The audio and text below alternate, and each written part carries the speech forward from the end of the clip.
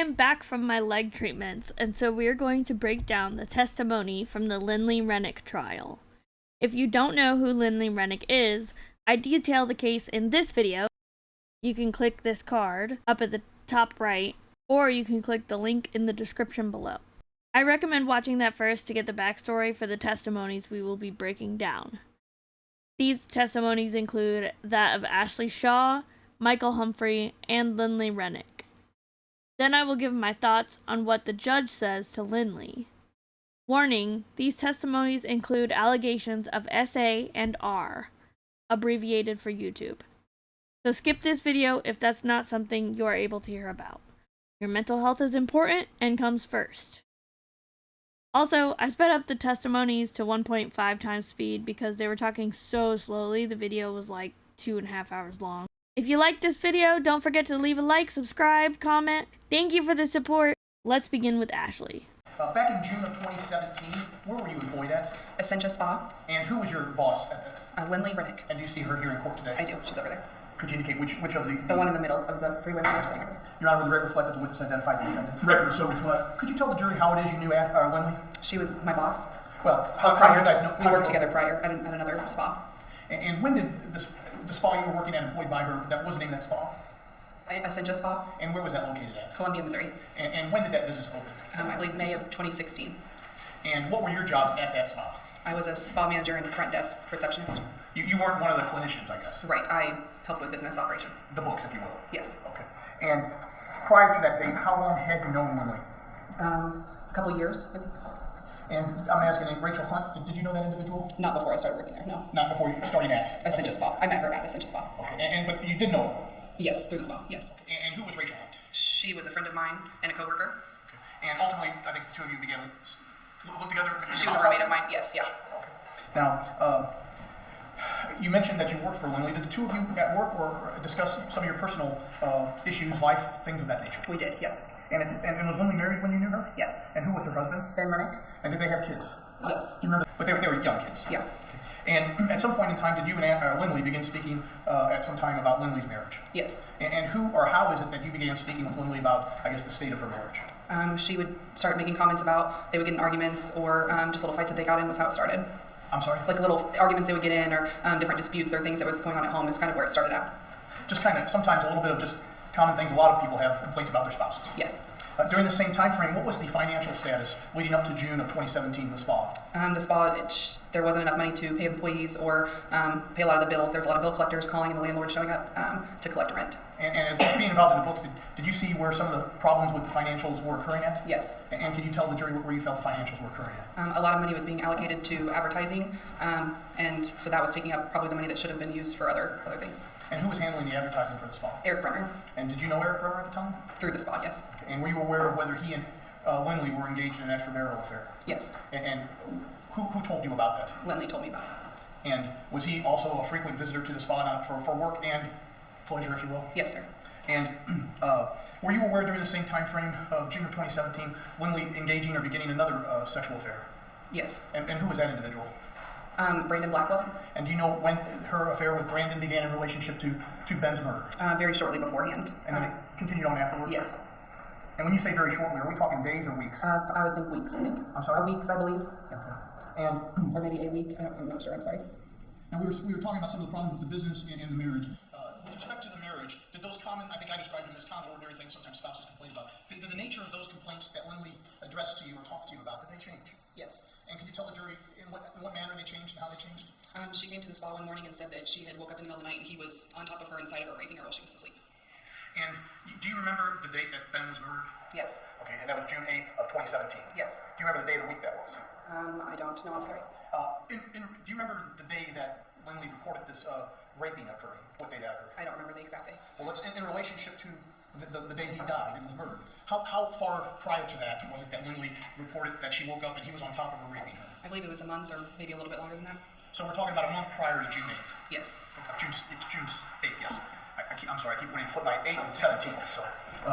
So about a month, maybe a little bit longer prior to that is where this occurred? Yeah, I don't know exactly the time, I'm sorry. When she told you this, what was your reaction? I was shocked and felt sorry for her, kind of hurt for her, I guess. How was her demeanor when she described this to you? She was very upset. And where did this conversation happen? At the spa. Where at in the spa? I believe it was either outside or it was in the background. I'm not sure. We talked about it a couple of times after that, so I'm not sure where the initial time was that she told me. Was anybody else present for the initial time? No.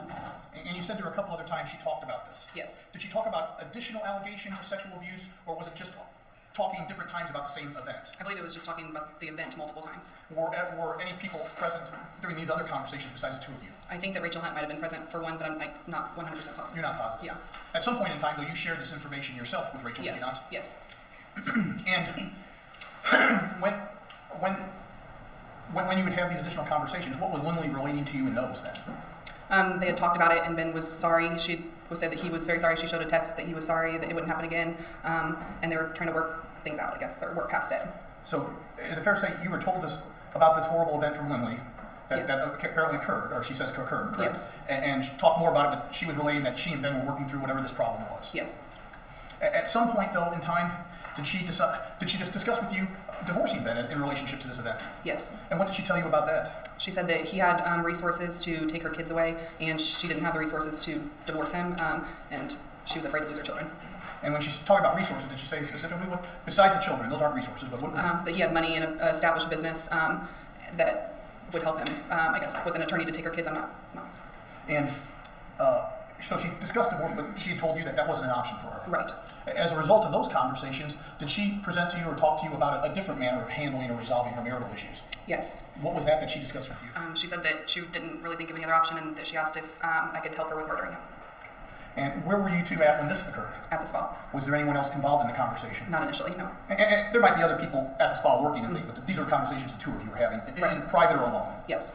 And again, do you remember the date that this first time she told you divorce is not the option? I think I need to murder my husband. It would have been shortly after she told me about him raping her, so a month or less than 2 months, but more than a month probably, kind of in that time frame. Okay. And you could be off by a week or two each way. Yeah. Okay.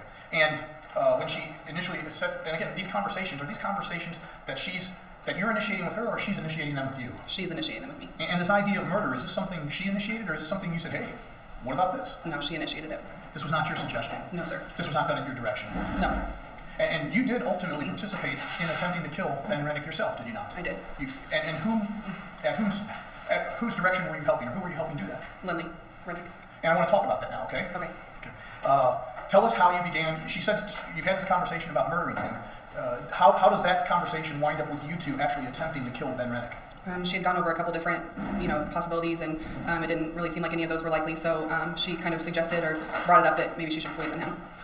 And so, what were some of these other possibilities or scenarios that she went over with you, if you recall? She asked if I knew anyone that could get her a gun. I think that's pretty much all. Trying to figure out if she knew someone that had a gun. So she asked you about if you knew anyone that had a gun. Yes. And what did you tell her about it? No.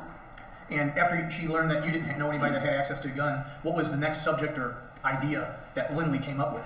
The poisoning. And when you say poisoning, tell us about how you guys arrived at a plan and actually took action to poison Ben. I provided her with some pills, and she blended them up in a blender and put them in a protein shake for him to drink that night. Now, that's what you ultimately did. But how did you get to that point where you're providing her with pills? What did you do? I asked my husband if I could get some pills, and he knew that he asked who they were for, and I told him, and I just said that she liked taking pills and that she had taken them in the past and she wanted them. Well, and actually, maybe I'm doing a poor job of this, I guess. Well, getting back though. A very poor job indeed. He is so vague in his questioning that Ashley doesn't really seem to understand what part of the story he wants her to be recounting. Watching this prosecutor gives me a headache. I think he's generally ineffective in this manner of questioning, and it definitely hurts the prosecution overall. Before you get to your asking your husband, the two of you were discussing poisoning your husband. Or poisoning her husband. Her husband, yes. Yeah. And do you yourself do any looking into research sort of? Oh, yes, yeah. Tell the jury, after she talks about poisoning Ben, that being the option because you don't know anybody with a gun when she asks you, what you do? I look up on the internet, what type of pills or how many it would take to kill somebody. And when you say look up on like a Google search or something? Yes. And is Lynlee involved in this Google search, or is this something you're doing? She was there. I think we were both Googling. I'm not 100% positive. And, is it fair to say, whatever you were Googling, you were telling her about? Yes. And if she was involved, she was telling you also? Right. And in that searching, were you also looking for a specific type of pill that should be used? Or? I think just a general, what type of pill would be the best, I think is what it was. I can't remember exactly. I'm sorry. And so the two of you are involved in some type of internet research to find what type of pill should be used? used? Yes. When that is done, do the two of you discuss where then you can get some prescription drugs or drugs to do this? Yes. And tell us about how that conversation happens. We discussed, who that she knew could possibly get her some, or if I knew somebody and she decided that she didn't know anyone, and so that's when I decided to ask. So Lynlee didn't know anybody that could get her the drug? Not that she knew of conveniently, I guess, yeah. But you told her you did? Yes. Okay. And so now you're kind of taking an affirmative action to say, hey, I know somebody where I can get these drugs. Yes. Okay, so I need to tell the jury, why would you help your boss try to kill her husband? I think I felt sorry for her. It was a surreal situation, so it's kind of hard to explain what I was feeling at the time, but it didn't really seem, when I talk about it now, it obviously seems it was real, and at that time it didn't seem that way. Did you believe her about this rape allegation? I did, yes. Did she make any other allegations about Ben physically, mentally abusing her in any way? So yes. What else did she tell you about Ben? She said that he was very mentally abusive, they would get in arguments a lot, and he would just really kind of dominate the situation and make her feel terrible or bad about different things. Did you ever see any signs of physical abuse? No. No bruising, busted lips, black eyes? No, sir. Now, so basically, you were saying you felt sorry for her, but feeling sorry for her is one thing. Why would you actually actively participate trying to murder somebody? Why would you do that? I don't know. Do you regret doing that? Absolutely. Have you made any bigger mistakes in your life? This was the biggest mistake I ever made. I get the fact that he's trying to make the jury forgive her for her part in the conspiracy to kill Ben because she regrets it, but it really doesn't seem genuine. He literally started to ask, was this the biggest mistake of your life? And has to restart to not make it a leading question. The issue is that this witness doesn't seem prepared for the questions at all, and honestly, she seems to be helping Lynlee's case, in my opinion. The allegations can't be proven either way, but this witness believes Lynlee. If you want the jury to believe this witness, then you're saying you also want them to believe what she did and why she felt the need to help. But that logic can then extend to Lynlee, saying if we believe it is real, then Ben was a monster. I feel like he needed to juxtapose her believable acting on the night she found Ben. You have to show that Lynlee is a manipulator who will do anything it takes to get people to do what she wants. Right now, it just seems like she's a battered wife, since you don't confront the fact that her sorrow seemed real from everyone around her on the night Ben was killed. No one could believe it was her. That needs to be clear if you want the jury not to feel bad for Lynlee and to go light on her believing the allegations she has stated. I mean, I would believe her if I hadn't known how she acted when she found Ben, and that she can just turn it on and off whenever she feels like it. So unless you can show that they lie and do this all of the time for their benefit, it doesn't look good. So far, this testimony makes me feel sympathetically towards Lynlee, if I was to put myself in the shoes of a juror who hasn't seen everything yet. And that's an issue if you're the prosecution. Now, ma'am, we were talking about, you said I know where I can get some of these pills. Yes. To tell the jury where it was you decided you could get these pills. I asked my husband if he knew anyone that could get them for me. I'm sorry, your husband? My husband now, at the time he was not my husband. And while he was... Why would her husband marry her? She actively tried to kill someone else's husband, and even if he didn't know at the time, he knows now. I don't think I could trust my partner if they actively tried to help their boss kill someone. Ultimately, the one who provided you the pills, did he know what the ultimate purpose of these pills was for? No, sir. You didn't tell him you were helping your coworker or your boss murder her husband? No. What pills did he provide you? They were Percocet. Were these pills he had for a prescription? Not his, but someone that he knew, yeah. And what did you tell him about needing these pills? That she asked for them. She liked taking pills. She had taken other pills in the past and just wanted them for her own enjoyment, I guess, yeah. So his role in this is kind of thinking, well, maybe I'm kind of sliding some illegal drugs if somebody wants some drugs. Yeah, he was providing them to me pretty much, and then I was giving them to her. Yeah. That's where his conduit is, yeah. so to speak. And how many pills did he give you? I believe it was 10 to 15. I'm not sure it's on the exact amount. And then what did you ultimately do with those pills? I gave them to her. And where did you give them to Lynlee at? At the spa, I believe, yeah. Did you see her do anything with them? I saw her grind them up, yes. Okay. And when you say grind them up, what was she using to grind them up? A magic bullet. And did you two discuss how these pills in ground up form would be given to Ben to ingest, hoping to kill him? In a form of a protein shake. And why protein shake? I believe it was something that they frequently drank. Different clients would bring protein shakes into the spa, and it was something that they tried on a regular basis. So she thought it would be easy for him to do. Were you aware Ben sometimes worked out and things like that? Yes. And this would be part of that regime, so to speak? Yes. Do you remember in relationship to the date Ben was actually murdered when the grinding up of the pills occurred? I think it was 7 to 10 days or so. So maybe a week and a half prior. That's your recollection? Yes. And again, you could be off a few days. Yes, sir. How is it that you knew, hey, today's the day, she's grounded up the pills, today's the day she's going to actually try to get Ben to drink this protein shake and kill him? It was right around that same time. Well, I mean, did she say, hey, I'm going to take it tonight, I'm going to try Yes, yeah. What did she tell you about what she was going to do that night at home with the ground up pills? She said she was going to put it in a protein drink, and she was going to drink her own that didn't have any pills in it, and then give Ben the one that had the pills in it for him to drink. And to your knowledge, did she leave with that either the protein drink made up or the ground up pills that night? Yes. Did you two communicate that night? Did you answer the question? You gotta give an audible. Oh, yes. All right, now I ask you a question. Did the two of you that night communicate either through text messaging or phone calls or any type of social media that night? I don't believe so, no. The next day, you did communicate? Yes. Okay. When is it that you were contacted by her the next day? That morning, early morning. Okay. And that night, what were you thinking and doing yourself? I thought that she was giving pills to him, and I was laid awake pretty much all night. You said the next morning she contacted you. About what time? It was early. I'm not sure on the exact time, but it's maybe 5, 6 a.m. early. Is that earlier than normal? And then the two of you might come into contact with each other? Yes. And how is it that she contacted you? I believe she texted me first, and then she called me. Okay, when she texted you, remember what the nature of the text was? It said it didn't work. And then you said there was an actual phone call. Yes. Tell us about that phone call. She called me and said that he was very sick all night, threw up, but he was still alive. Did she indicate to you whether she also drank the same concoction? No, she drank the other one. When you say the other? The one without the pills in it. So she had one, a drugged up concoction and one without? Yes. Did she indicate to you how she acted at home, drinking the normal drink? She pretended to be sick. So she acted like she and Ben both, when she was at home, that they were both sick? Yes. Did she just... I think he should have made a bigger deal of Lynlee faking here. I would have asked questions like, so thinking she had given Ben a lethal dose of pills, Lynlee then pretended to be ill so her husband would not think anything suspicious was awry? And so she told you that she watched him suffer all night long, and not once did she say that she decided to call an ambulance or seek medical attention for him. Is that right? You have to show the depravity that goes into not caring about someone as you think you are watching them die an agonizing death. I just can't imagine the horrible pain Ben must have gone through, and to think that his wife was content to cause him all that pain and then only care in the morning that she hadn't successfully killed him? It's horrifying, and I don't think the prosecutor does justice to that inhumanity. Describe how he was in terms of sick, what was wrong with him, or how he acted? He was throwing up all night, very in and out of it, delirious. Now, when she called you to tell you this information, did she ask you to go somewhere and meet her or something like that? Yes. Okay, what did she tell you? We were going to meet up. I believe we were going to meet at the spa, I believe, but then she drove to my house and we went to the spa. And so she came to your house? Yes. And was that unusual?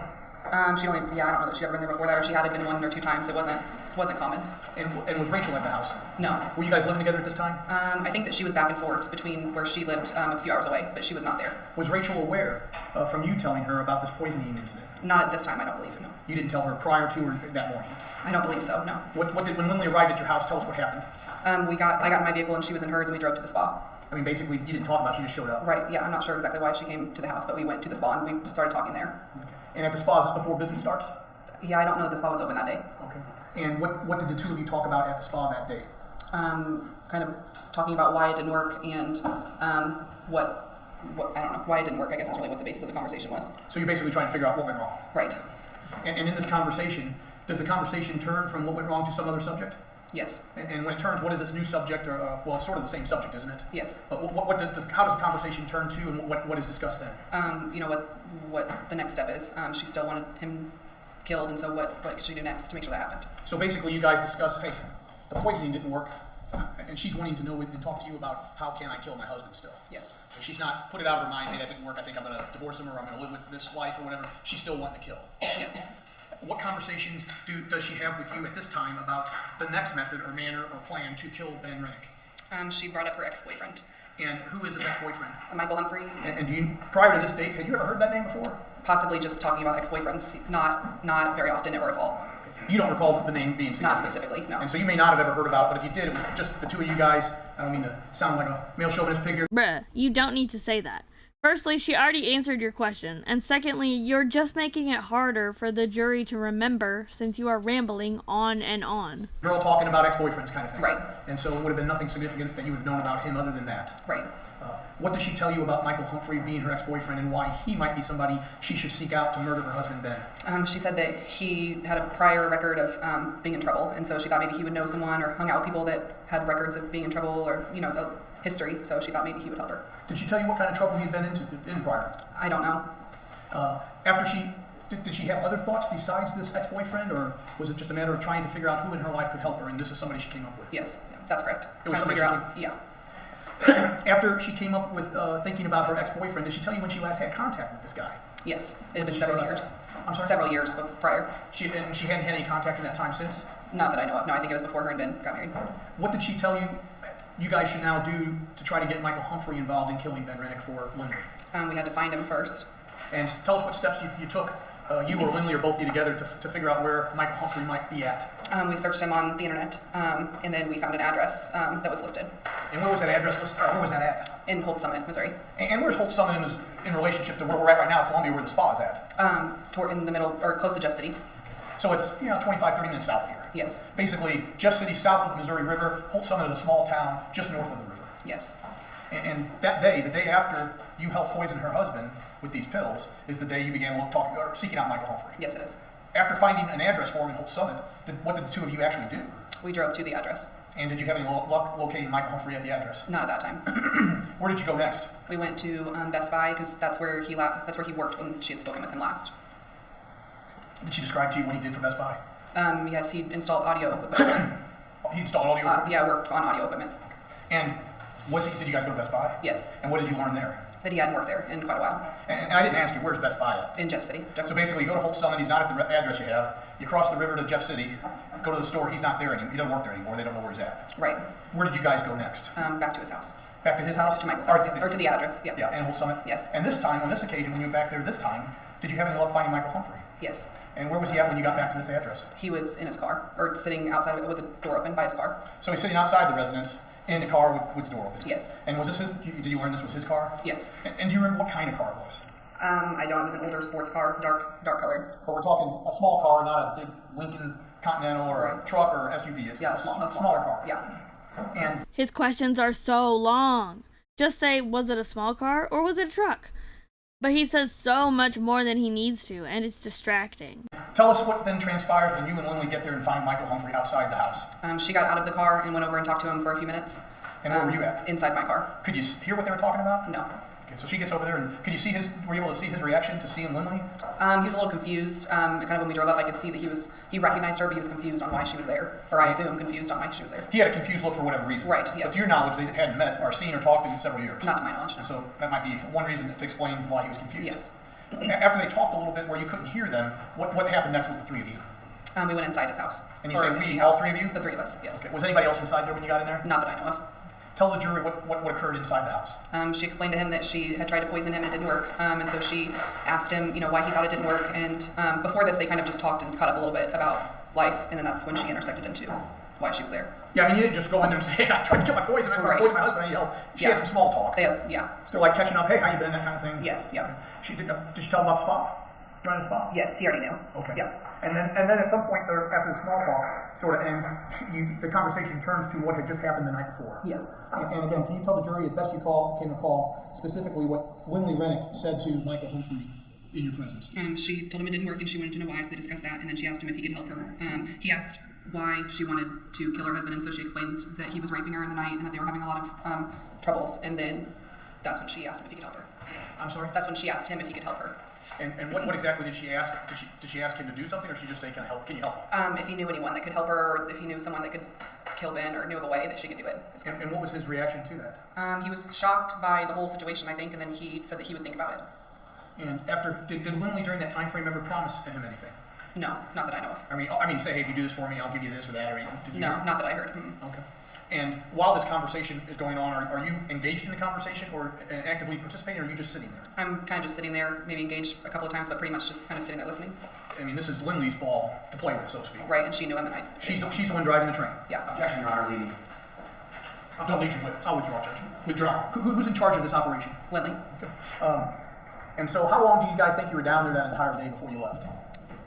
Were we at his house or just the whole day? No, what the conversation. Oh, I don't know, less than an hour, I think. And the two of you do leave? Yes, we do.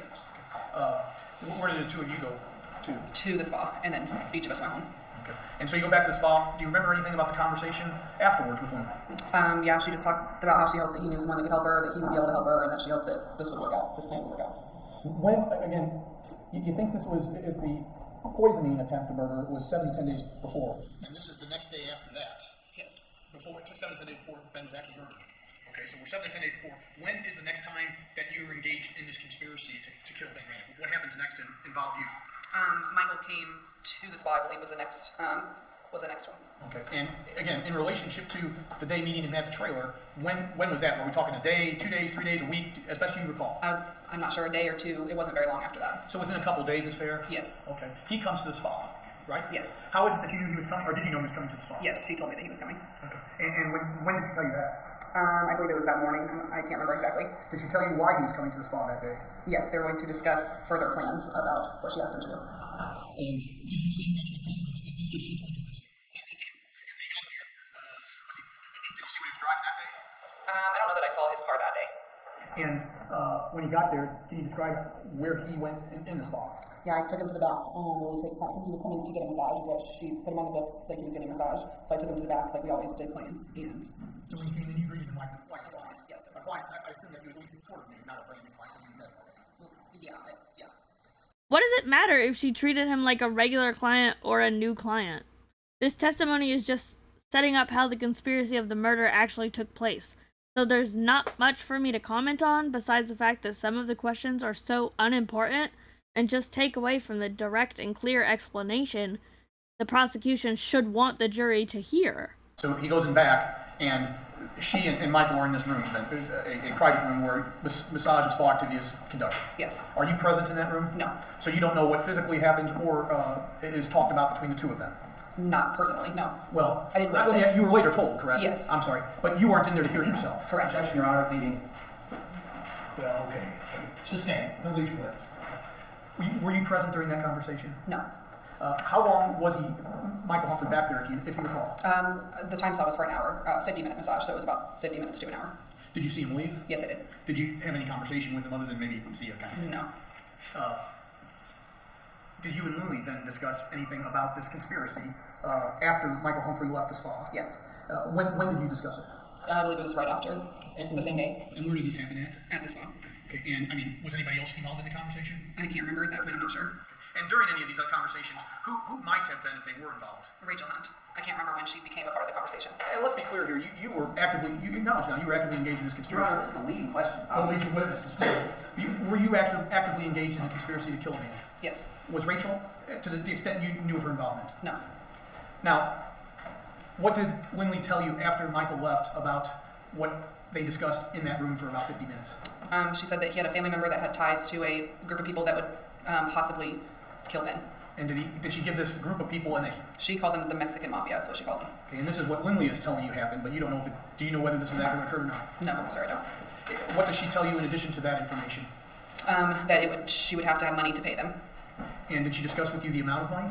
I don't know that we discussed the exact, but it was a high amount because she didn't have the money to pay them. So she tells you, I need this money and I don't have enough. Basically, yes. Because of that, does she tell you what's going to occur next? Yes, she said that Michael was going to provide her with a gun. And does she tell you that in that same conversation, or is this a later date? I think it's a later date, yes. So after this conversation, learning about this other group, maybe possibly the Mexican Mafia, Yes. you discuss the amount, correct? Yes. Okay. And later on, then she just tells you, I don't think I can do that, but Michael's going to provide me a gun. Yeah, she had went to his house in between that time, I believe, and that's where they discussed the details behind him providing her a gun. Now you said, well, we hadn't got there, but that was going to be my next. You never returned to Michael Humphrey's residence. Correct. Okay. Are you aware of whether Lynlee ever went down there and spoke to him? According to her, she did. Okay. And again, this is what you didn't see it happen, but this is what she told you. Right. And after she had visited Michael Humphrey's house a second time, what did she tell you about that conversation? That's when he said that he would provide her with a gun.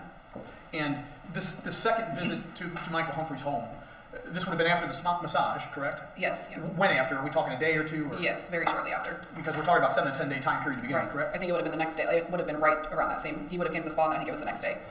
And So she tells you she went down there. He's going to provide her a gun. Objection, Your Honor.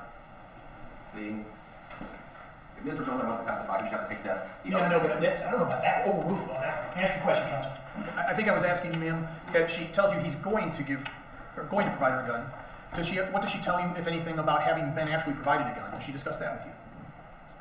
No, I'm confused on the question, I'm sorry. Well, maybe I misunderstood you. You said after she went down to speak to Michael at his house a second time without you, she reported to you that Michael was going to give her a gun to use. Yes, correct. Did she ever tell you, was there ever a conversation where she told you, hey, Michael just gave me the gun? No.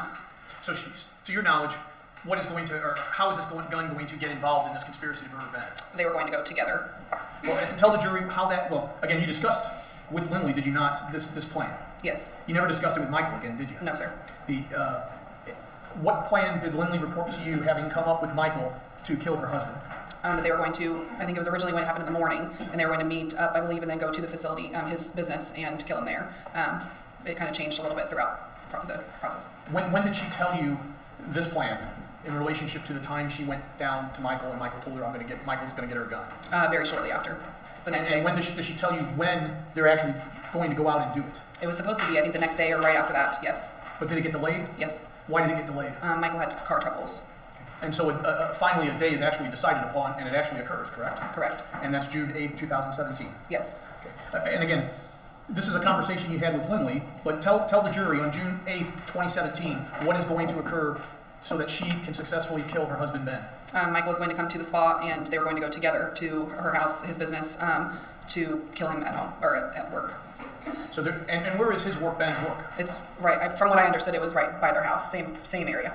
Had you prior to this been to the house? No, I've never been there. Okay, but you know the general area, from what you understand where it's at? Yes. And what town is it in? Close to Montgomery City, Missouri. And where is that time-wise, driving-wise, to your knowledge, from Columbia? Over an hour, I don't know the exact, maybe an hour and 15 or Around an hour drive there, an hour drive back. Yes.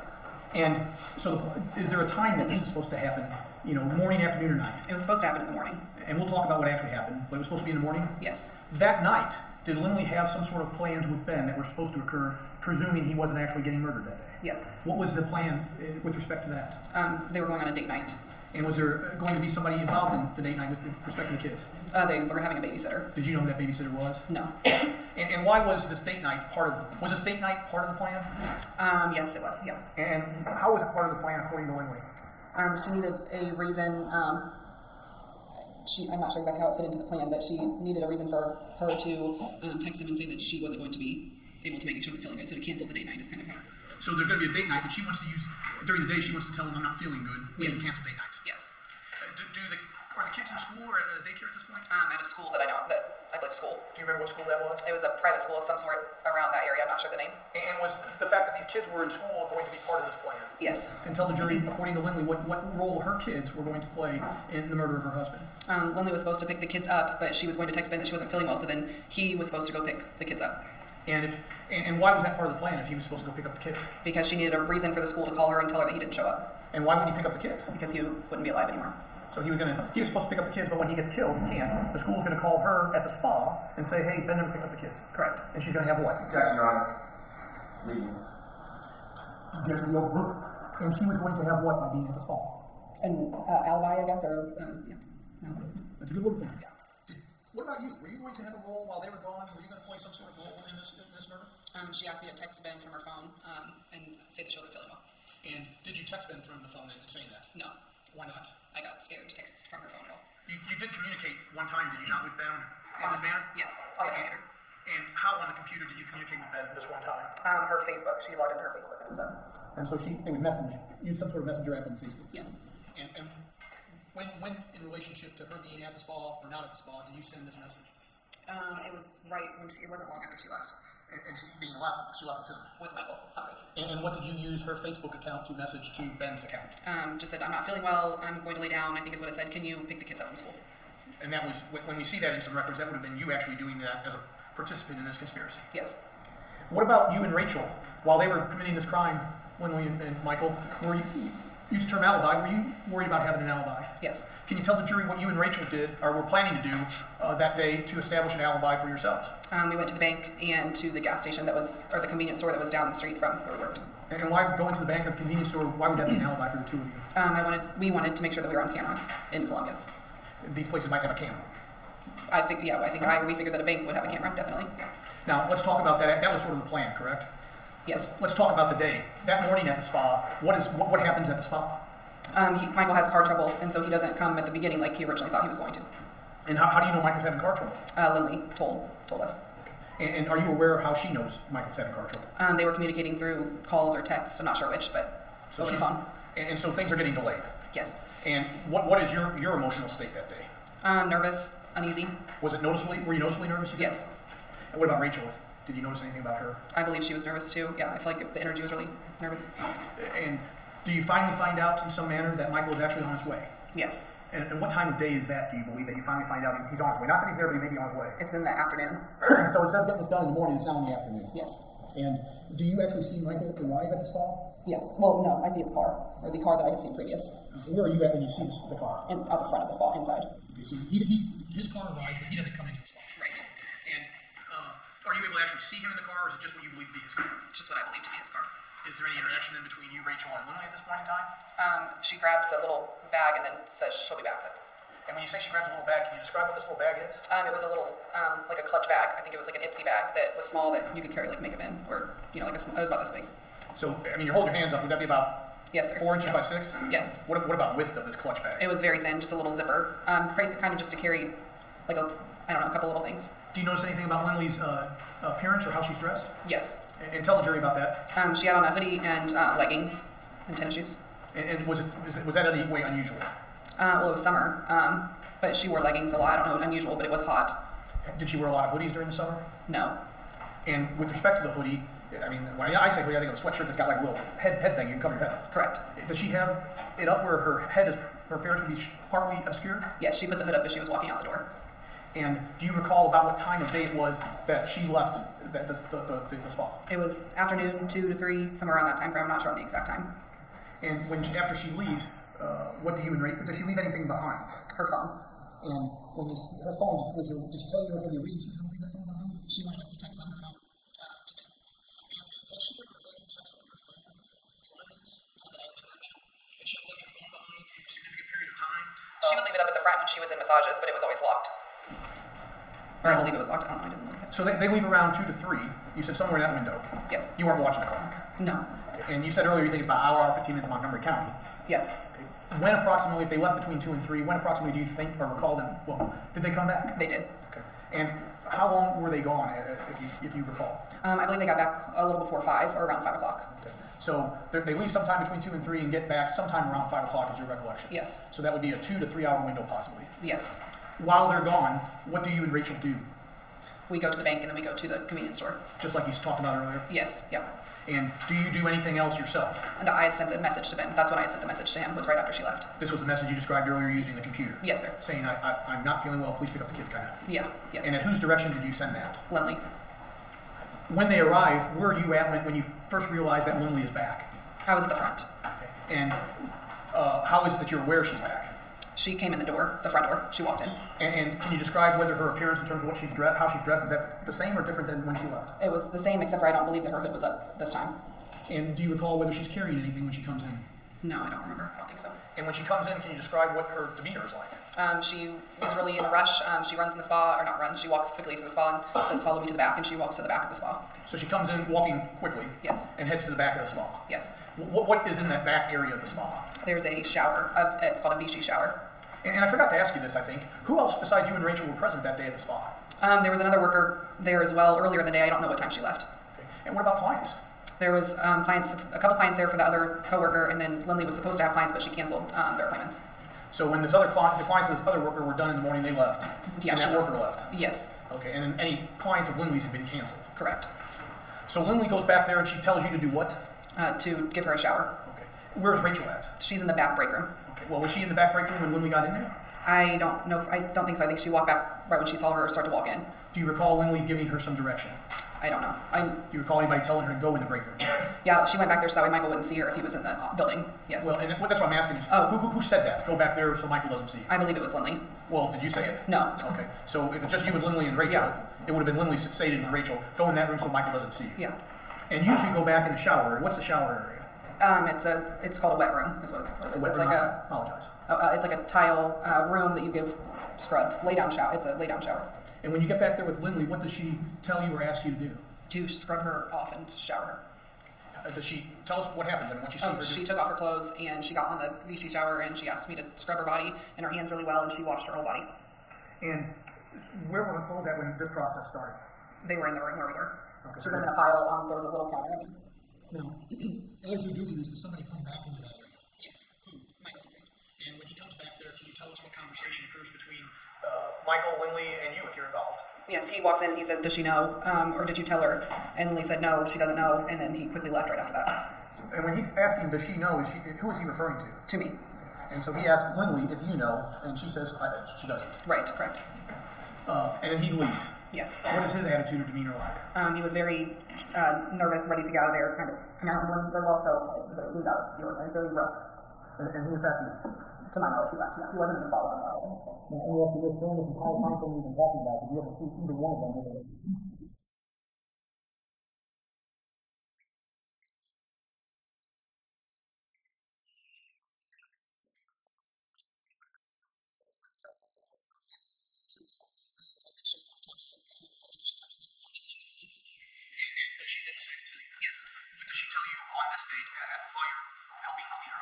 She said they went to the facility where he worked and where he owned, and he was bringing a trash bag outside of the facility when they got there, and so they got out of the car and Stop you there. Who was bringing the trash?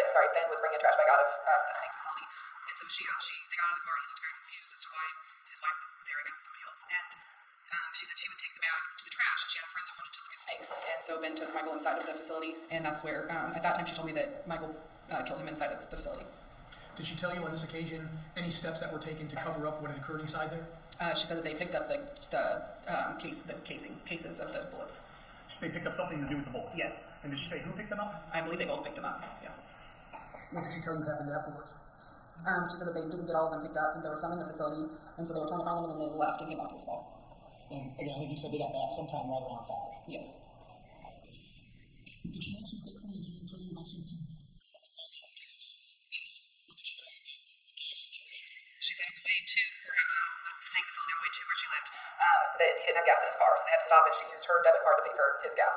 And when she was describing that to you, what was her attitude about that? She was irritated that he wouldn't have gas in his car because now there was a record of her card being used out on the edge of Columbia, outside of Columbia. No. Did she tell you on this date, did she tell you any more about how Ben was murdered? No. Did you ever have another conversation with her where that story that she told you about how Ben was murdered changed? Yes. When was that second time she told you about what happened with her and Michael and Ben out at the snake facility? I believe it was maybe a week after or so. I'm not exactly sure on the time frame. And where were you two at when that conversation happened? We were in either her vehicle or my vehicle, sitting in the car. And how is it that this subject came up the second time, a week later? It was just a general conversation, really, and then she said something along the lines of, "I didn't think that I could do it." It was kind of a random statement. So you guys in the car, and she kind of looks this random, I didn't think I could do it now. Yes. After you heard this random statement, did you know what she was referring to? Yes. What did you wish she was referring to? To them killing Ben, or what I thought was Michael killing Ben. But In response to the statement, did you say something? yes, I said I thought you said that he did it. I didn't think that you said you did it. So you basically remember the statement from the week before? Yes. Where she said Michael had done it? Yes. And so you say, well, I thought you said Michael did it. Yes. After you questioned her about that, does she tell you some more information? Yes. What does she tell you? She said that Michael got too nervous or didn't want to do it, and so he handed her the gun and she actually killed him. And what did she tell you about actually killing him? She said that she put the gun to his back and shot him several times. Did you ask her for any more details than that? No, I don't think so. Did she provide any more that you recall? No. After she told you that? Well, and this is about a week after the day of the murder. Yes. Going back to the day of the murder now, after you've kind of cleaned her up, she's told you her first version of what happened to kill Ben and who did what. What next transpires between you, Rachel, and her while at the spa? I'm sorry, can you repeat that again? Well, what happens next? I mean... that same day, or later? Yeah, we're at the point where you helped clean her up and she's told you the on first duty. version. What's going on? What happens next at the spa? We leave and go home. Were you around still when the school... Are you aware whether the school called or not? I believe that she had already left when they called her. And did Lynlee ever tell you later about that? Yes. What did she tell you? She had messaged me and said that the school called and didn't pick her kids up and she was worried. And she says in this message to you that she's worried. Yes. Why would she say that if she knew what had happened? It was in case I guess the police looked at her messages, she would make it look like she was really worried. She was acting? Like she was shocked, yes, yeah. And was her plan to send out various messages like that to continue to act? Yes. Your Honor, leading. Sustained. Did she discuss with you whether she would act? We had discussed it yes, before. I'm sorry, I'm not understanding, sorry. No, that's okay. And did you agree to act along if she contacted you? Yes. Now, jumping ahead then this week, you have the second conversation where she explains that she is the one that actually pulled the trigger killing her husband. Yes. After that, did the two of you ever discuss this again? No. I mean, you didn't revisit this, or hey, what about this or that? No, not about the actual situation that happened. This is classic distancing language. She calls Ben's murder this situation in order to psychologically distance herself from the actual crime she conspired to commit. I'm going to cut off her testimony here. The rest of it is just exposing the lies that she told the police and how Lynlee told her to tell the lies to the police. And then Brandon had turned on Lynlee and Ashley was going to go down if she didn't cooperate. So then Ashley took immunity in exchange for full testimony of the facts, which I think was extremely lenient. Then the defense attorney grills her and tries to plant reasonable doubt.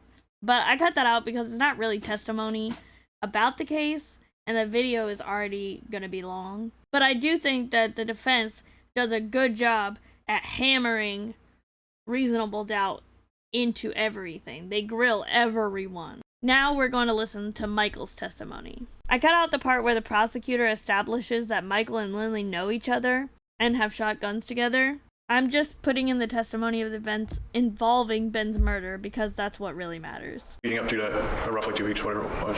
That's what I was going to ask you. You don't know what date it was you initially saw her again, do you? No, I don't. But if you're approximating, you're saying about 2 weeks prior to that? Right. And were you expecting to see her or had some forewarning that you're going to see her? No. Okay. And where did you see her at? She showed up at my driveway. And was she there with was she alone? No, she had a girl named Ashley with her.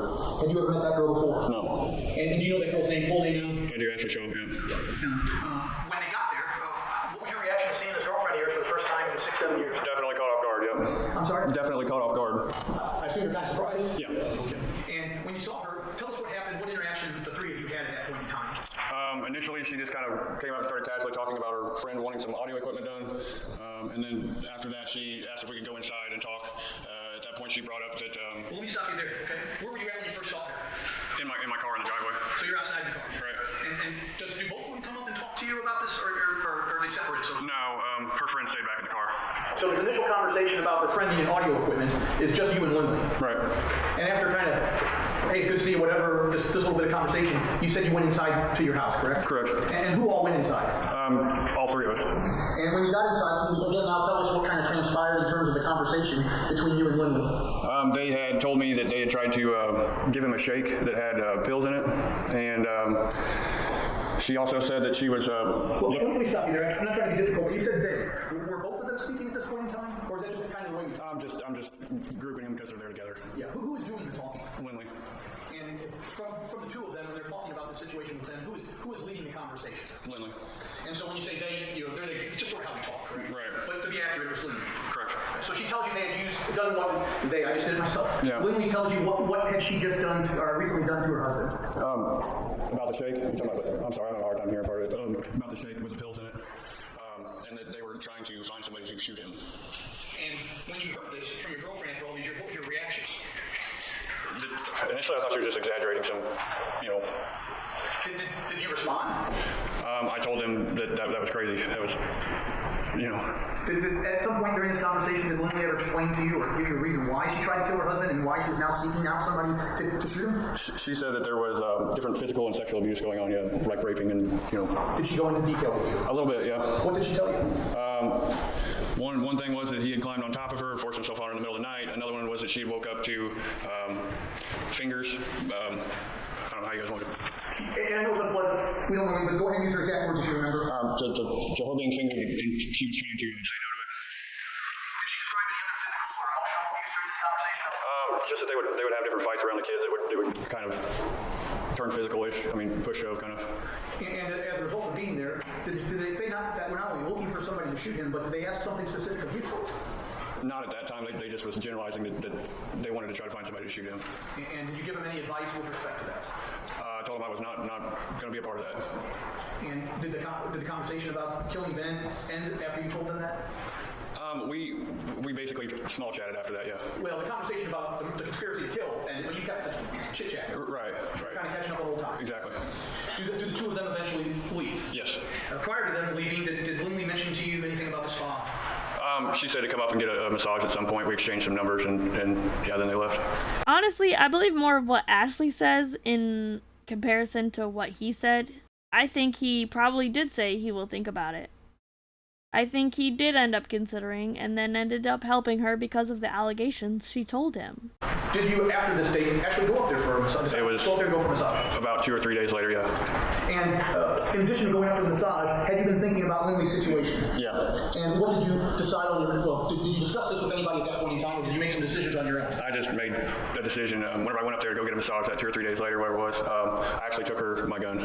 When you say you took her your gun, which, are you talking about the gun the two of you had previously shot together? Correct. At Springfield, you mentioned? Yes. The one she could handle okay? Right.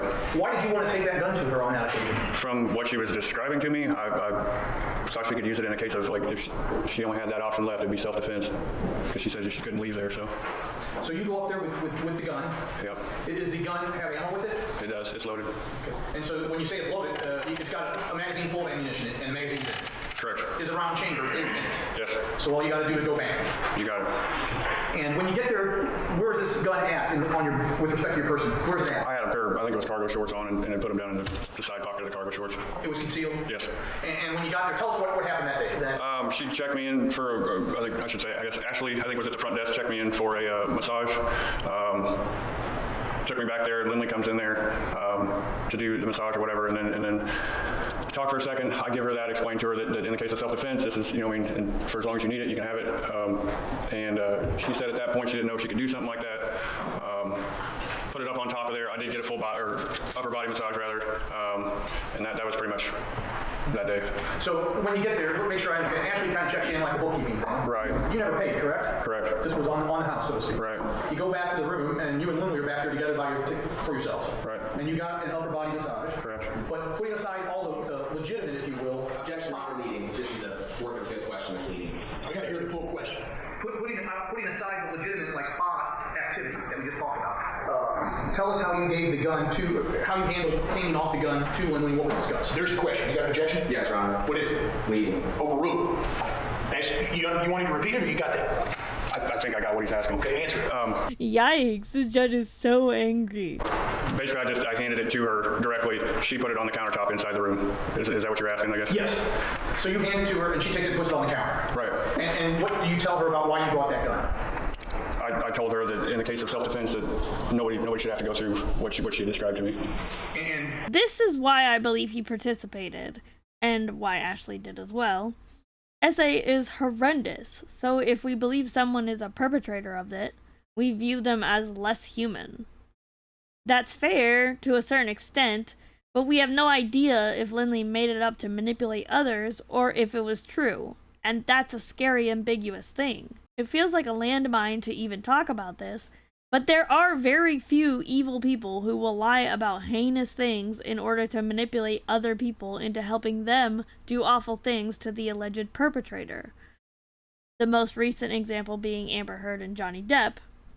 Those people caused so much pain for real survivors, and it's disgusting. Did she respond when you tell her that? That she didn't think that she could do that. Like, as in shoot somebody. Well, and that's my question. Did she say, I didn't think I could do that, or did she say, I don't think I could shoot somebody? She said, I don't think I could do that. That was the right phrase. Correct. And I forgot to ask you this, Mr. Humphrey. Back when her and Ashley were at your house, did they offer you anything to commit this murder? No. Now, when was the next time you wound up having, after this massage or handing off the gun, did you leave? Yes. When was the next time you had contact with one of them? I think it was probably somewhere in the ballpark another 2 or 3 days later, I guess, something like that. How you came in contact with this next week? I was actually on my way back from Gunza Casino. My alternator was going out of my car. I stopped, asked them if I could use her car to jump my car. I had cables. They basically just handed me the keys out of the door. I let it charge up for a little bit, and then I handed the keys back in the door to one of them. I don't remember which one it was. So basically, you used the spa as a waypoint to try and charge your car. Right. And you did you discuss with Lynlee any of this conspiracy? I did. I got on the highway, got to, I think it was somewhere around Discovery exit, realized I didn't last my hood all the way and had to stop and turn my car off actually, and wasn't charged enough to restart it. So I think I texted Lynlee at that point. I don't know, I may have called her, I don't remember what it was, and asked her if she could come and jump my car. She said they were out to lunch and doing something else, but that they would be right there. And so this jury's not around from here. You headed south from Columbia to your home in Polestar. Correct. And you said the Discovery exit. That's basically a halfway, well, not really halfway, but it's just south of town. Yeah, 10 minutes from where I was at, yeah. And you texted her for help after you had this mistake and your car battery died again. Right. Who showed up on that occasion to help you with your car situation? There was Ashley, Lynlee, and then one or two other girls in there that You don't know who they I are. don't really know who they are. And do they get your car running again? Yeah. And again, at this point in time, do the two of you and Lynlee discuss this conspiracy in any way? No. When is the next time you have contact with Lynlee? There was probably another couple days after that, something like that. And where is it that you have contact with him? She came back out to my house. And how was it that the two of you wound up meeting at your house? She just showed up there. Okay, this was again another uninvited Drop in. visit. Yeah. And who was with her this time? Nobody. And how much time did you spend together on this occasion? Half an hour. And what did the two of you discuss on this occasion? She came out there, said that her and Ben were fighting. She, in short, basically said, I guess if I don't have anybody that's going to do this, I need to be able to go to my house and get some clothes. And when you say, again, was that sort of her exact phrase? Yeah, something of that nature. 100% on word for word. If I don't have somebody to kill him or something, you know. Well, that's what I'm asking. When she said to do this, whatever phrase she uses, you understand that to mean what? Something close to that, but then he only repeats, if I don't have someone to kill him, and then he shrugs his shoulders. I think he knows exactly what she said, and it wasn't that she was going to grab some clothes. I'm assuming she finished that sentence with, then I will just have to do it myself. Especially considering the following sequence of events. Talking about killing Ben. And did you again on this occasion tell her, what did you tell her about your involvement and willingness to kill her? No, I'm not in on that.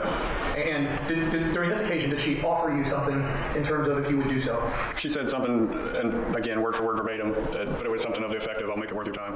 Okay. Never promised you a certain amount of money or a certain amount of property, just No. said, I would make it worth your time. Right. And you in response to being offered her to make it worth your time, what was your response? Again, I'm not partaking in that. Did she ask you to do something else besides that until her husband? She asked me if I would go out there to her house to help her gather up like a bag of clothes so that she could go and stay at some point with her dad. And did you agree to do that? Yeah.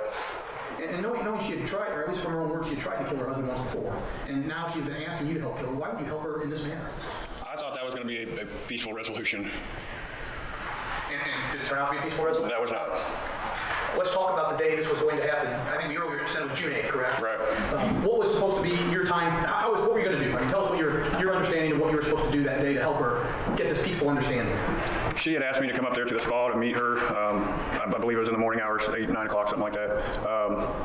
And then to go with her out there to her house. I had different car issues, was working on my car. I didn't get up there until, I believe it was 2 or 3 in the afternoon, something like that.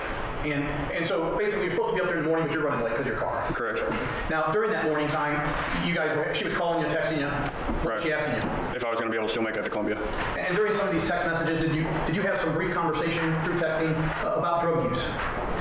I believe so, yeah. And can you tell the jury when they see these messages later so they understand what you recall saying? I asked her if she wanted to come by for, I think I phrased it as a pep rally or something like that. It was referring to doing like a little bit of mess. And was that trying to get her to us? And so, yeah.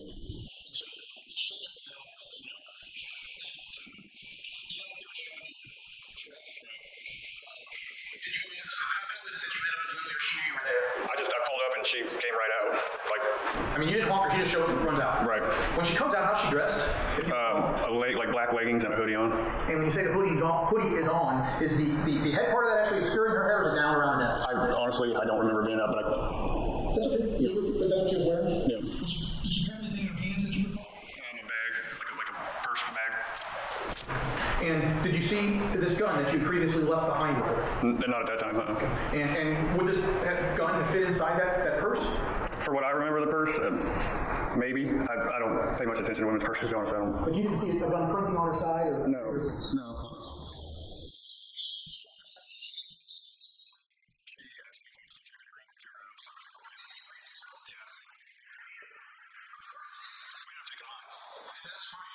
Considering I've been spending the morning working on it, yeah, kind of. out there? No. As a result, was there a problem in terms of fuel? We had to stop at Lake of the Woods exit. I think it's a Phillips 66 there. And again, these jurors aren't from around here, but if you're leaving Columbia and you're going to the snake facility, the Lake of the Woods exit is where? He's just jumping on the highway and headed east out of town. Basically, it's the last kind of exit when you leave Columbia to head east on 7. Yeah, that's pretty much your last stop to get gas for a minute. And when you discovered you had this fuel issue, what is Lynlee's reaction? A little put out. And did she say why? Not then, no. She just said... She didn't tell you why she was upset about you not having fuel. Did you ever tell me? No. But she was a little put out that she had stopped. Right. Who paid for the fuel? Her debit card. Now, do you remember about how long the drive it was from leaving town here to get into Montgomery City? Or you weren't technically in Montgomery City, but it's a snake facility. Somewhere in the 30-40 minute range, I'm guessing. And what time of day do you recall actually her jumping in the car and leaving? It would have been, like I said, I got up there around 2 or 3, and it would have been directly following that. So whatever time you got up there between 2 and 3, you would have left. Right. Would a good time in terms of setting that down would be whatever time that gas was pumped? I would say that's probably fairly accurate, yeah. So you would have left from the parking lot. How we phrase it? Would it have just taken, how long would it take you from what's down the car to drive to the gas station? Less than 10 minutes.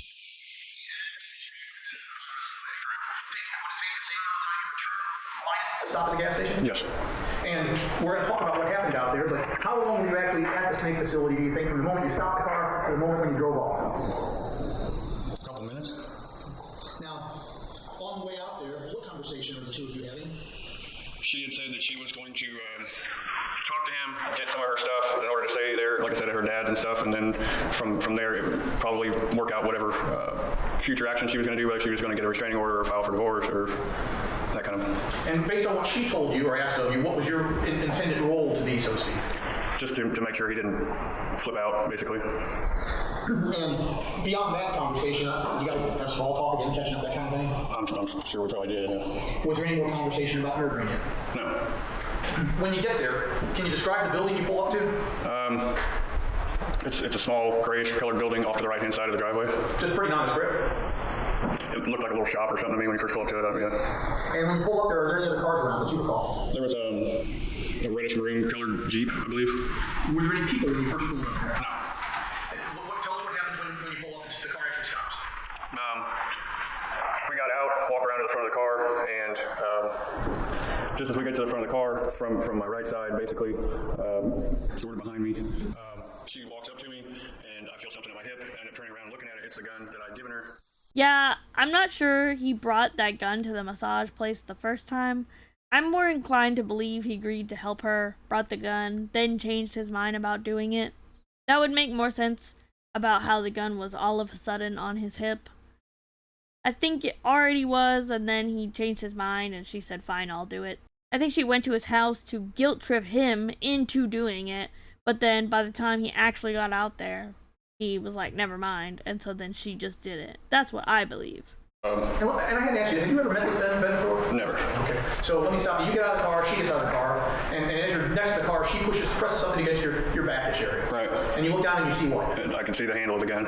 And when you see that, what is your reaction? I shoved it back at her and asked her basically what the hell she was doing. And while this is transpiring between the two of you, what happens? Or who approaches or comes out? Ben came out the door at the exact time all this was going down, or just as it was. And do you know what he's doing, or can you see? If I remember right, he had like some bag or box or something in his hand to throw away. And when you're doing this with her, he's coming out. Tell us the next thing that is said or transpires between now the three of you there. So she walks around, kind of circles behind me this way, ends up telling him that I'm there to look at snakes, and that she had known me from or since high school or something to that effect. That I was a friend from high school or something like that, yeah. So she tells him a lie. Right. About why you're out there. Right. Okay. And when she tells him this about your friend from high school see some snakes, what is his reaction? Or can you see what his reaction is? He was just, I guess, momentarily hesitant as to, just randomly showing up there, but was like, fine, it's fine, come on in. You can take a look, see what all we got. I mean, and where does he go then? He goes back inside the doors there. So he heads back into the building. Correct. What do the two of you do then? I followed him in, actually. She had taken trash from him, I believe, and took it over to the dumpsters. So you follow him in, and you think she's taking care of this trash stuff. Right.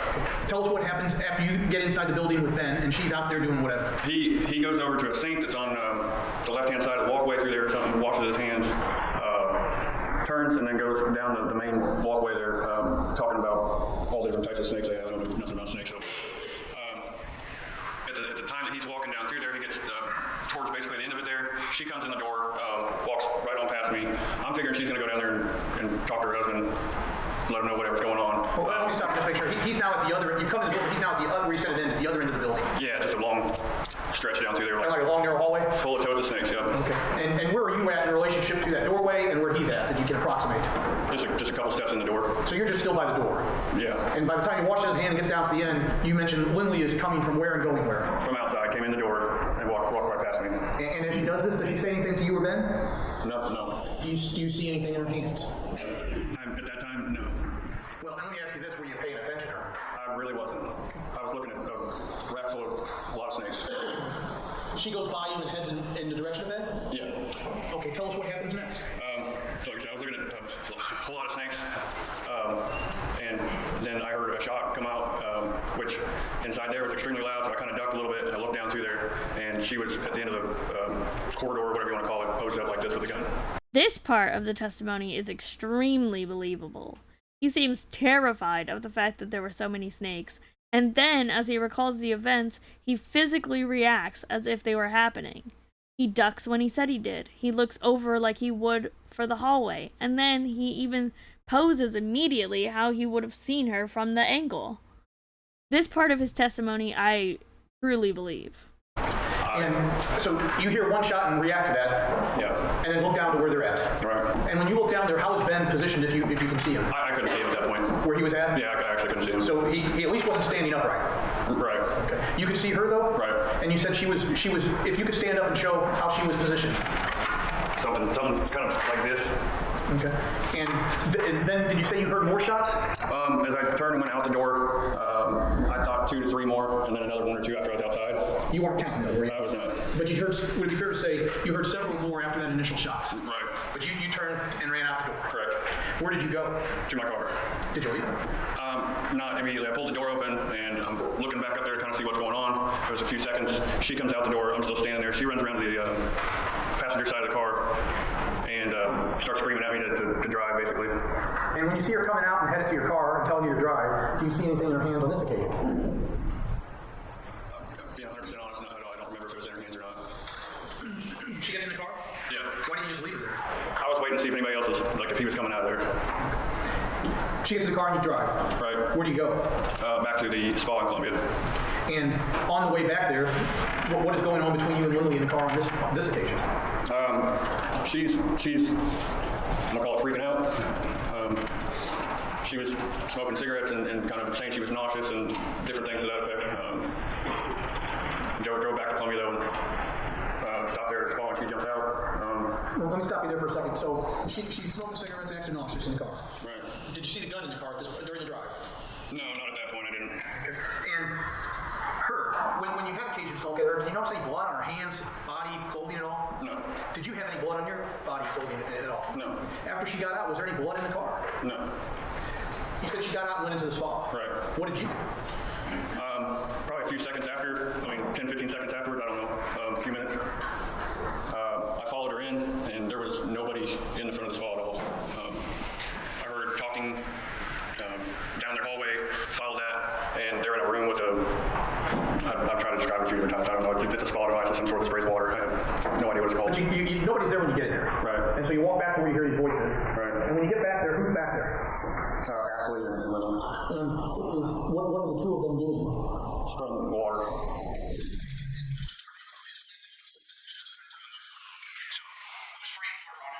I think Ashley had it in her hand at that point, was spraying the water. Yeah. And what were the two? What conversation then occurred between the three of you, if any? I opened up the door and I asked her, did she know what just happened? And she said something to the effect of, I already told her, I'm telling her, or something like that.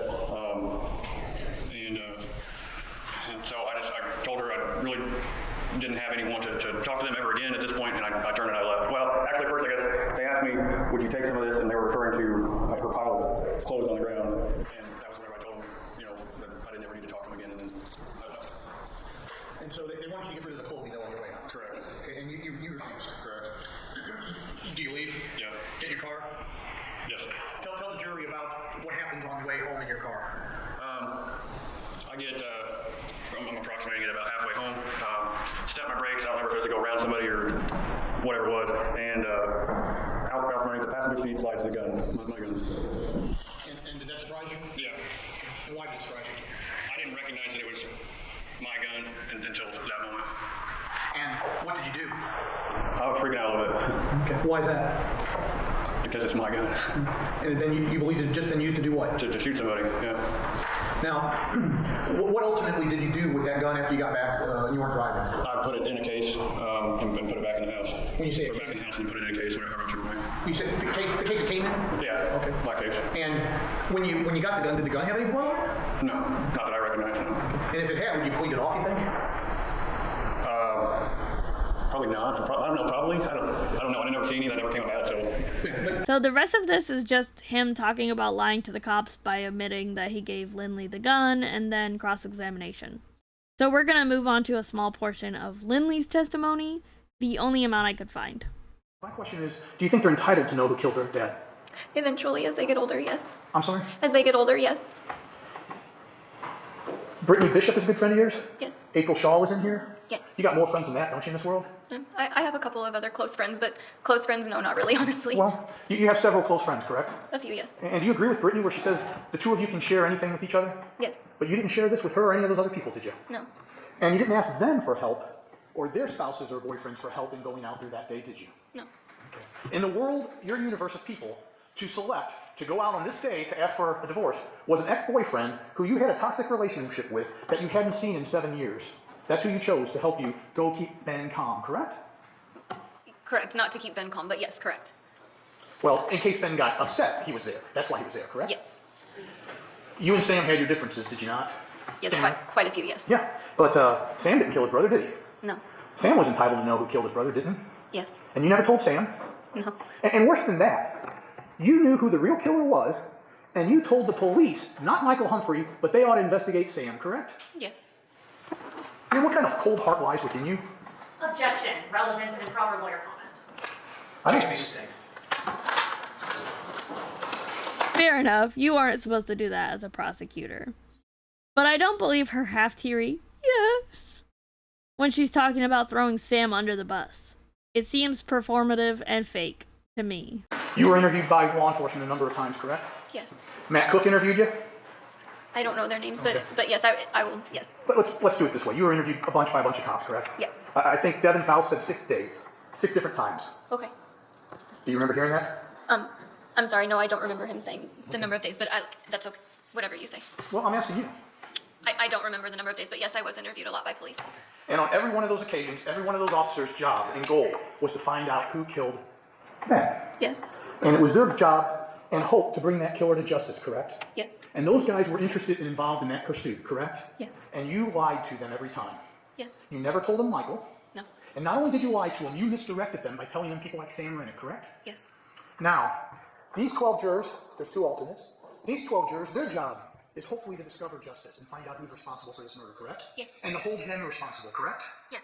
If you're willing to lie to the police about such a vital matter, why should these jurors now believe you? I was lying to protect myself, and I told a lot of really awful lies just to do that. But it's just too heavy, and it's too much. And so much bad has come from trying to hide behind those lies. So I understand what the prosecutor's saying about all of the lies that I told, but all I can do now is just sit up here and tell the truth. And at least I will have gotten it out, and I won't have to carry it anymore. I think this was a dumb move on the prosecution part. Why are you letting her plea her case? It's not too heavy. It's not like she went to the police. She got caught. Now she's terrified of the consequences. I'm so sorry. You know, not only did you lie about Sam Rennick's involvement, you lied to cover up Michael's involvement, correct? Yes. You lied and gave a cover story to explain why Michael, you and Ashley had a relationship, correct? Yes. And that lie was, we were just going to Michael for a stereo. Yes. Again, you were participating at that point in time, not in telling the cops who the true murderer was, but in covering up the murder, correct? Yes. Just like these text messages appear to a reasonable person to be, correct? I don't agree with that. Rachel Hunt. You saw her testify, correct? Yes. She's a co-worker friend of yours, not mine, not the cops, correct? She was no friend of mine, but yes, she worked for me.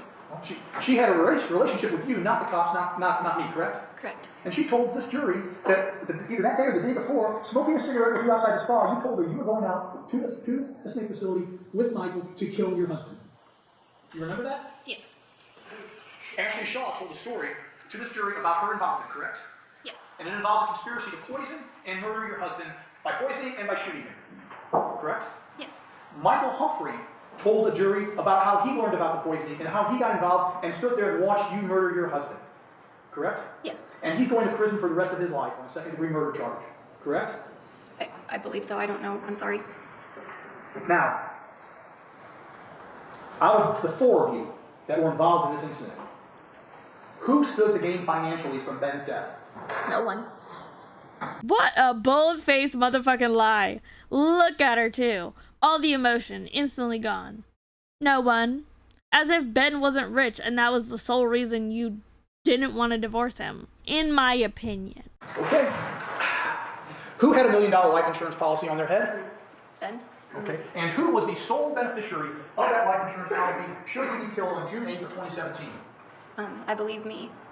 You, out of this group of four people, are the only one who had a financial motive to bet that would benefit if Ben was murdered, correct? No. Out of those four people, Rachel, Ashley, Michael, and you, correct? Yes. Who had a financial motive besides you? I don't think anybody had any sort of financial motive. Other than you, correct? I didn't have a financial motive. Okay. Well, let me phrase it a little bit differently. Who stood to benefit financially out of that group of four people? No one. Well, if he was murdered and we didn't figure it out, who would get $1 million to be mine? The children. No. Who was the sole beneficiary? You.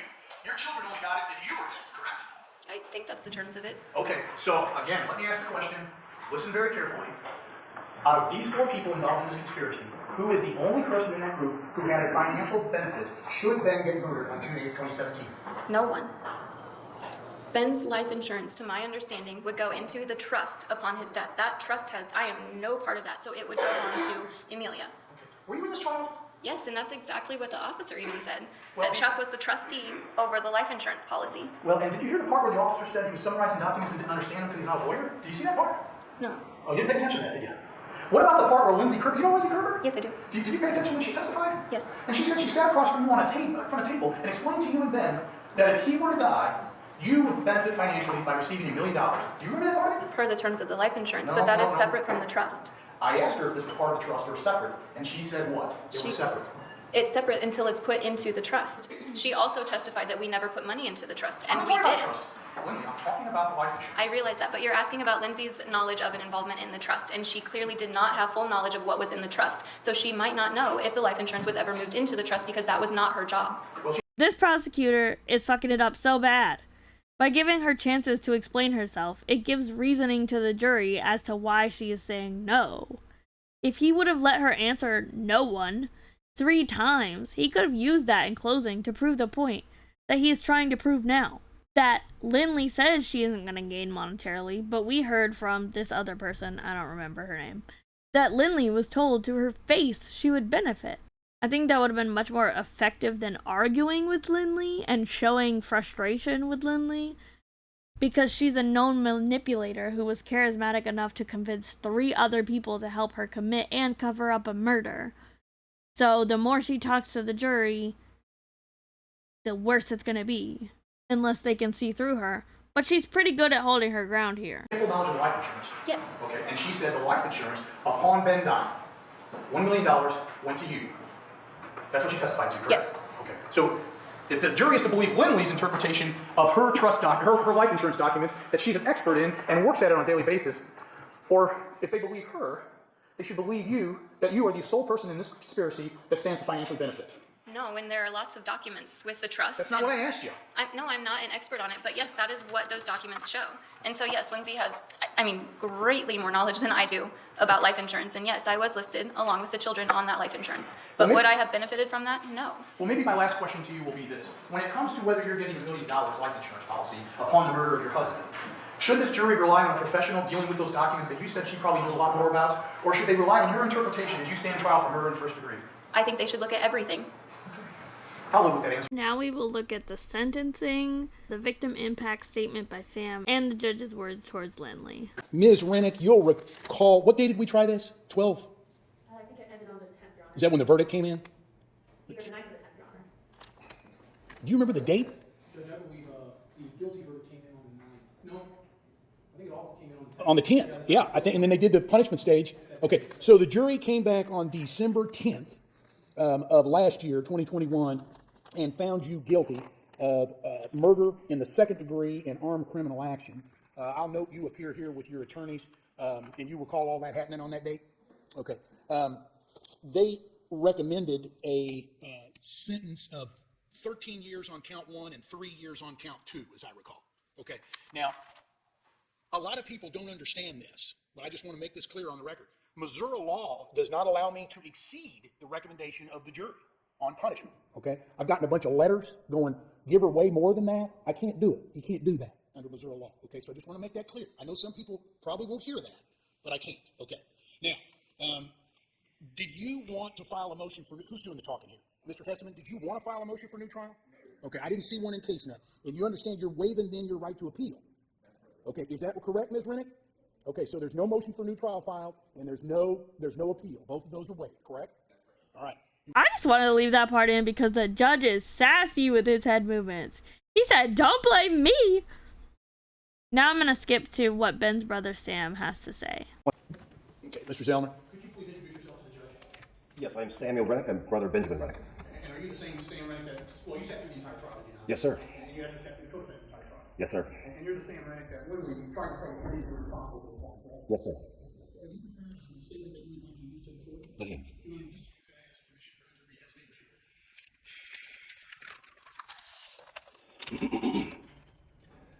Hello, everyone. My name is Samuel Renick. I am the older brother of the late Benjamin Renick. We're gathered here today because of the premeditated actions of Lynlee Renick, which include the murder and execution of my 29-year-old brother and father of 2. Regarding the verdict, unfortunately, even though the jury is instructed not to have sympathy or to allow their feelings to stand in the way of the facts, we feel that this injustice has in fact taken place in this case. We thank the state prosecution team for their hard work in this trial, and we hope that the facts would speak for themselves. I beg the common person to watch the trial again and ask themselves if my brother's life was worth only 16 years. 16 years is why I'm here today. Judge Crane, there's a chance that I might have criticized you a time or two in the past. I want to thank you for your work in this case. I appreciate what you do, and we respect the position that you were in. I'm here today to ask for the maximum possible sentence of Lynlee Renick, despite the verdict that we feel was far inferior to what it should have been. I once again refer to the evidence, the premeditation, the cover-up of actions before, during, and after my brother was executed. To this day, I truly believe that Lynlee Renick was the one that pulled the trigger, unloading 8 bullets into the back of my brother, Benjamin Renick. And I believe that evidence strongly supports that. Lynlee covered up her actions for years, and she told countless lies to protect herself and to deceive others about her involvement in this case. After creating an alibi, her and Michael drove his car to our family property to murder Ben so that her car would not be seen. After executing my brother and cleaning up the evidence of her involvement, she immediately proceeded to build a web of lies that touched so many people. She led me directly to my brother's body and then put on a show, an act, a display that will forever haunt me for the rest of my days. She cried over my brother's dead body, yelling why, how, pretending to me that she did not know what she had done to this beautiful young man. She put the children through this experience. Here I am, covered in my brother's blood, attempting to comfort the children, despite them asking me if their daddy is dead. What Lynlee Renick has done to her children will forever be unforgivable. Ben was about to turn 30 years old. He was a great father of 2 that he loved. He's a great father of 2 children that he loved more than life itself. And his life was stolen from him by the sheer greed of Lynlee Renick. Ben was very talented. That talent brought him success. He never could have imagined, however, that this success would cost him his life. Ben would have never been able to have imagined being murdered by his wife, as all of us would soon find out to be the case. Lynlee had every opportunity to come forward. She lied to cover up her guilt, and she murdered my brother to profit from his death. Lynlee Renick is a murderer. She will always be a murderer. This is a victim advocate statement, and I'm supposed to let you know about all the lives that have been affected by this tragedy. Well, Ben's children have lost the most. We have not seen my brother's children since Ben's funeral service in 2017. Despite constant attempts, all efforts to connect my children with theirs have been blocked for years. For the 3 years that she was out before the arrest, and then the 2 years that she spent on house arrest with an ankle monitor. We haven't seen my brother's children in 5 years, and here we are now waiting for them to heal. We know that they have been told lies, many of the lies that Lynlee perpetuated throughout this process. We hope that April and Jonathan find it in themselves to do what's best for the children at all times, And when the time is right, please allow us to reunite our family. They have an 8-year-old, a 6-year-old, and a 2-year-old cousin that would love to know them. Lynlee never mentioned her third child during this trial, a fact of particular disgust. It never benefited her to bring up her youngest child, as she had him after the murder in her new life. We know more about this young child than we do my brother's children. When we didn't have access to them, we took comfort in knowing that this young boy was in good hands with his father and his family. There are a lot of victims in this case, from the very young and innocent to the multiple broken families and divorces that have happened as a result of Lynlee's influence. The web of devastation travels far. Unfortunately, you cannot choose your parents, and certain mistakes cannot be undone. I'm hesitant to mention the farm. If you know the story, you know that my father took his own life so that we could keep that property. At the time of Ben's murder, he was holding on to my ownership shares of the land, and once he was killed, Lynlee inherited that property that my family maintained for almost 40 years. Without notice from Lynlee, she probably decided to sell our family farm out from underneath us, uprooting both my children and hers, literally breaking the family apart. I'm hesitant because the property was purchased by a wonderful, hard-working family who have paid their respects to us, and we wish them the very best moving forward. Losing the farm, however, was devastating. It was like someone else had done it. Ben and I had grown up together on that land. When my mother finally passed at home, per her wishes, I held my brother's hand, promising her that I would take care of the farm for our children. My wife and I spent a small fortune attempting to maintain that property, and then had our investment stolen when sold by Lynlee. She abandoned my brother's belongings, an act that shocked even the highway patrol, leaving behind wedding albums only to auction off my brother's collectibles. Selfish, unexplainable actions. After the murder, we requested that Ben's ashes be returned to us so they could be reunited with the rest of my dead family. Despite multiple requests, we have never heard a response. Please tell me that you're keeping my brother's remains, or I demand that you return them to us immediately. They should never, again, be touched by Lynlee's hands.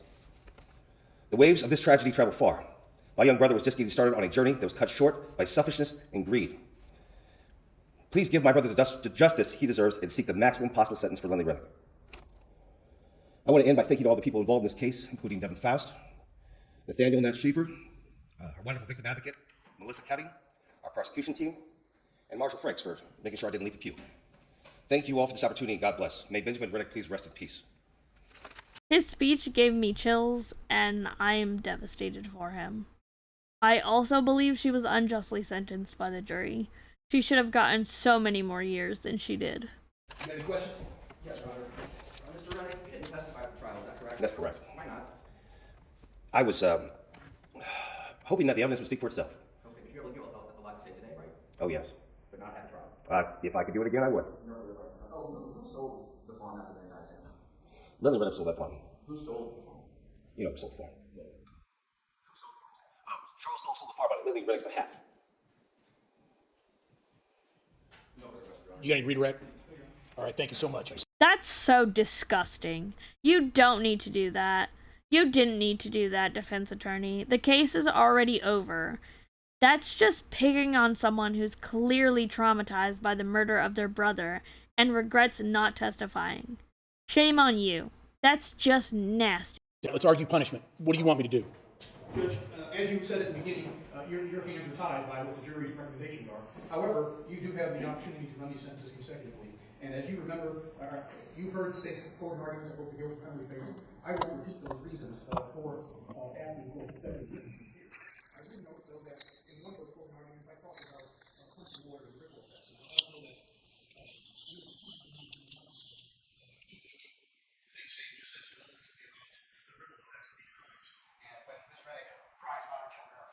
those are things she should consider before she decides to murder her husband. The last thing I would ask you to consider is something Mr. Renick just said to you, Judge, in terms of whether these should be consecutive or not. Ms. Renick, the person who orchestrated the murder of her husband, Ben, holds on to his remains at this point in time. He's been cremated. She will not allow those remains to be returned to her family. That's the type of woman she is, Judge. After she murdered him, she won't let anybody else have him. Mr. Hessman. Thank you, Your Honor. Your Honor, as I understand it, the range of punishment here is between 10 and 16 years. We're asking that a minimum run these sentences concurrent, Your Honor, for a total of 13 years. That's only 3 years less than what the state's asking for, Your Honor. The jury indicated, Your Honor, that they want 13 and 3. They did not say, however, that they wanted those sentences to run consecutive. It's 13 and 3, right? What'd you say about 10? Well, as I understand it, Your Honor, you can go lower. Okay, all right, I see what you're saying. So I don't think a 13-year The minimum would be 10 on count one. I got you. I don't think a 13-year sentence is against the jury's wishes, Your Honor, because the jury never came out and said that they want these run consecutive or concurrent. And I would think that 13 years and 3 years is an odd number to grab and say that one of these to be run consecutive.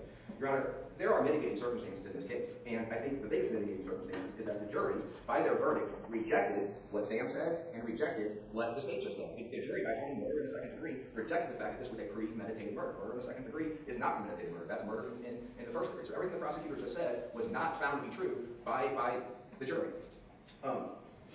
Number two, Your Honor, is that a person's personal history is always relevant in sentencing in a criminal offense, Your Honor. Lynlee Renick has, by and large, a very positive and very favorable personal history. There's nothing violent in this woman's past. She has no official criminal history at all. The SAR was favorable. The substance assessment report found her to have a low chance of reoffending, Your Honor. She was on home confinement for 1.5 years, and she was in jail for 10 months after she was charged with this. And she was on home confinement after that for 1 year and a half. In fact, these instructions you can refer to her. There were any problems at all, and there was never any problems out of her when she was incarcerated. We're asking for leniency, Your Honor. We're asking for the same leniency that the jury gave Lynlee Renick based on the evidence that was presented in trial. And I don't mean to be inflammatory, Your Honor, and I don't think the state is in really any position to object to us asking for leniency. When Ashley Shaw got nothing out of this, and they feel that she was a participant in this. Rachel Hunt got nothing out of this. Michael Humphrey had his charges reduced after this. They might have convicted her of second degree, but I disagree with that judgment. Also, they already went super lenient on her, so to ask for even less time is a spit in the face. She murdered someone, for fuck's sake. Blackwell, who was in jail and made these allegations in the first place, got out of jail. His charges after Lynlee's trial just were mysteriously dismissed. So we don't think, based on that, Your Honor, that it's asking too much to give 3 years off of what the state is asking for. Everybody done? Yes. All right. Defendant will please rise. State adduces evidence. Parties argue punishment. Punishment fixed. Count 1, 13 years. Count 2, 3 years. Said sentences to run consecutively and not concurrently. Is there any legal cause why judgment and sentence should not now be pronounced upon you? Hearing no legal cause why judgment and sentence should not now be pronounced upon you, it is the judgment and sentence of this court that you be confined in an institution to be designated by the Department of Corrections of the state of Missouri for a period of 13 years on count 1 and 3 years on count 2. Said sentences to run consecutively unless sooner discharged by due operational law. Allocation, judgment, and sentence. Sheriff authorized 1 deputy to deliver the defendant to the Department of Corrections. Defendant given credit for time served. Civil judgment in accordance with law. I'm going to review Supreme Court Rule 2915 because I believe to a person convicted of felony after a trial, claiming that the conviction or sentence imposed violates the Constitution of the state or the Constitution of the U.S., including claims of ineffective assistance of trial and appellate counsel, that the court imposing the sentence was without jurisdiction to do so, or that the sentence imposed was in excess of the maximum sentence authorized by law, may seek relief in the sentencing court pursuant to the provisions of this rule. This rule provides the exclusive procedure by which that may be done. If you want to file this, and if no appeal of such judgment or sentence is taken, it has to be filed within 180 days of the date the judgment or sentence becomes final for purposes of appeal. If an appeal is taken, the motion shall be filed within, which apparently it won't be, within 90 days after the mandate of the appellate court issues affirming such judgment or sentence. No cost deposit will be required from you. If you don't have the money to hire a lawyer would be appointed at that time to represent you on the matter. And do you still feel like you've been effectively represented by counsel? Supreme Court Rule 2915 given, and court finds no probable cause to believe the defendant has not been effectively represented by counsel. Mr. Hesseman kind of got into the heads of what the jury might have been thinking. I don't know what they were thinking. He doesn't really know what they were thinking. He's drawn his conclusions, and I've drawn mine.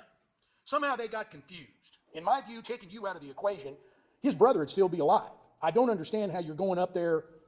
At 1 minute, you want a divorce and to get Mr. Humphrey mad enough to kill. I don't know. It doesn't matter if he killed. You were the one that put him up to it. You're awful lucky, ma'am. You're going to get out in your 40s, and my 40s weren't too bad. I just hope you don't kill again. That's it. Facts. I agree with this judge.